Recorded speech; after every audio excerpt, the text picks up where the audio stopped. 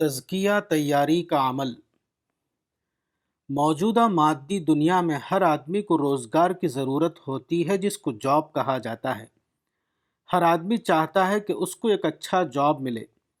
اس کے لیے ہر آدمی اپنے آپ کو جاب مارکیٹ کے تقاضے کے مطابق ایک تیار انسان یعنی پروفیشنلی پریپیئرڈ پرسن بناتا ہے۔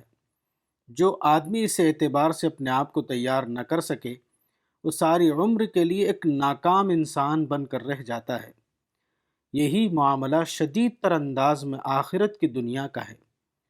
آخرت کی دنیا نہایت اعلیٰ قسم کی ربانی سرگرمیوں کی دنیا ہے۔ آخرت کی دنیا میں وہی شخص کامیاب ہوگا جو موجودہ دنیا میں اس کے مطابق تیاری کرے۔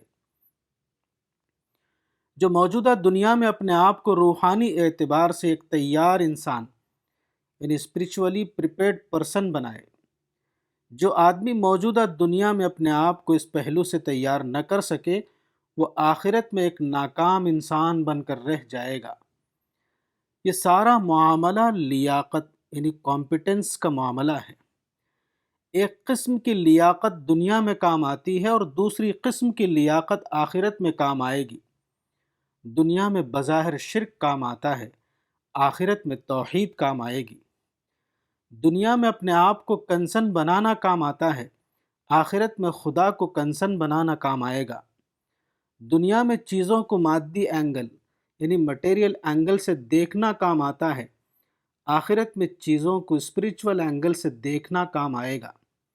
دنیا میں مفاد پرستی کام آتی ہے، آخرت میں وہ شخص کامیاب ہوگا جو اپنے آپ کو ایک اصول پسند انسان ثابت کرے۔ دنیا میں بظاہر بددیانتی یعنی ڈس آنسٹی کام آتی ہے، آخرت میں دیانت داری یعنی آنسٹی کام آئے گی۔ دنیا میں حب عاجلہ یعنی امیڈیٹ انٹرسٹ کا مزاج کام آتا ہے، آخرت میں وہ شخص کامیاب ہوگا جس نے حب آخرت کی بنیاد پر اپنی زندگی کی تعمیر کی ہو۔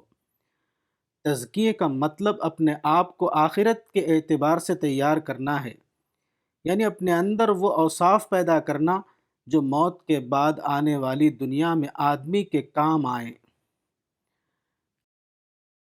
کتاب تزکیہ نفس، مولانا وحید الدین خان، صفحہ نمبر 54۔